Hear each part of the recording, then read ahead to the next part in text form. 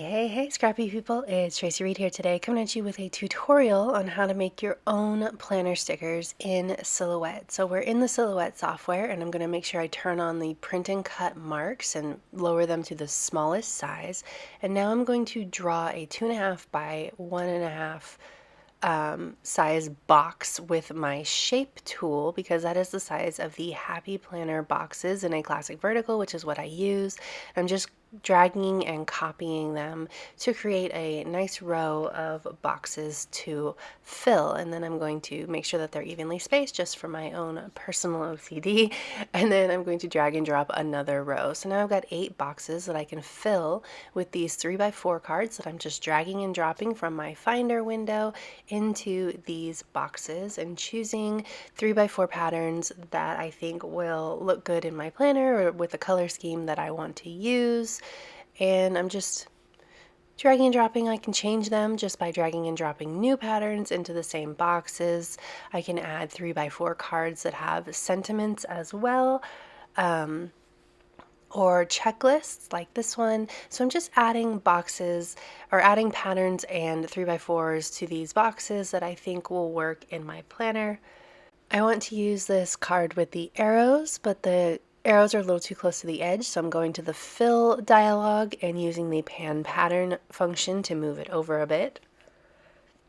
And I'm just gonna add in a couple more. Some will work, some won't.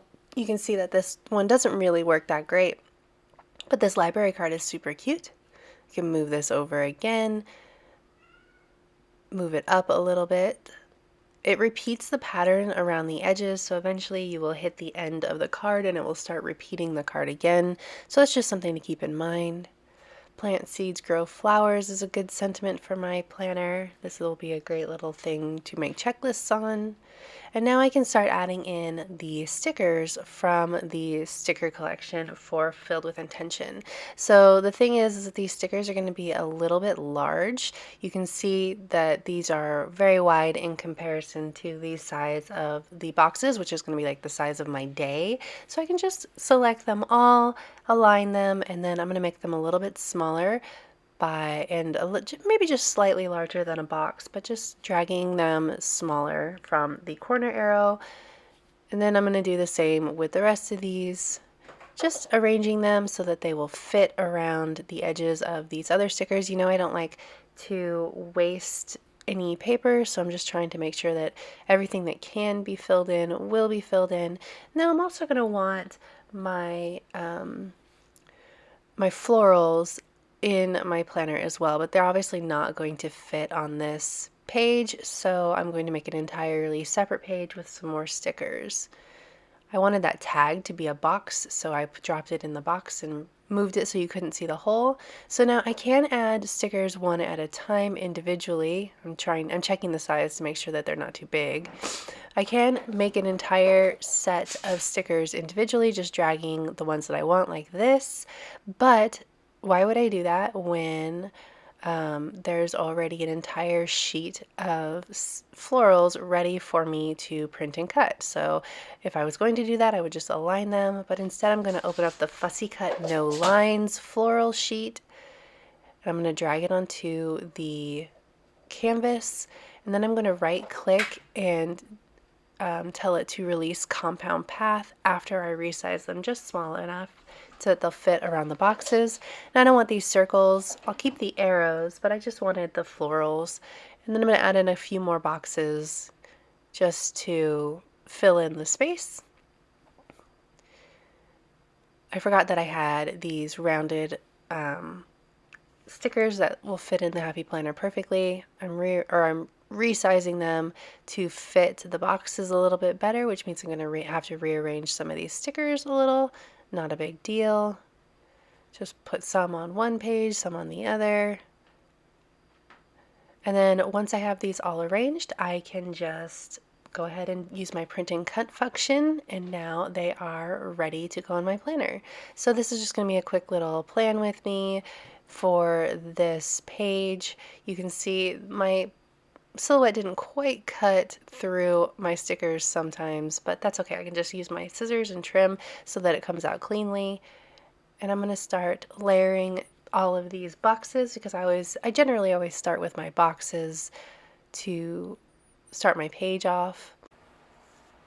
And I'm also going to anchor my sidebar, which I like to do. I use my sidebar for my meal planning, so I like to keep it fairly blank so that I can write in what we're having for dinner.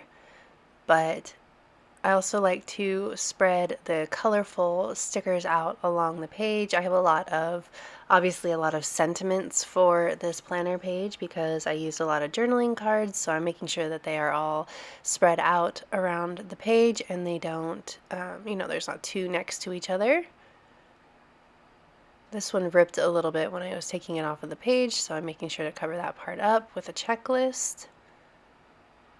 I'm not going to end up using every single planner sticker, but I will end up using a lot of them.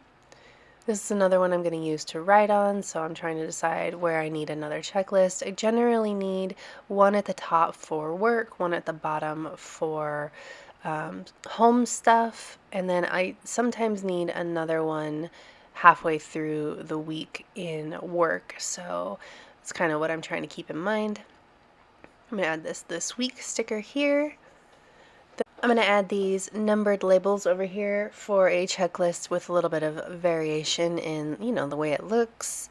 I like a lot of checklists in my planner because I like writing things down and then checking them off because it's one of my motivational things for my weekly tasks. So I'm making sure that I give myself a lot of lists.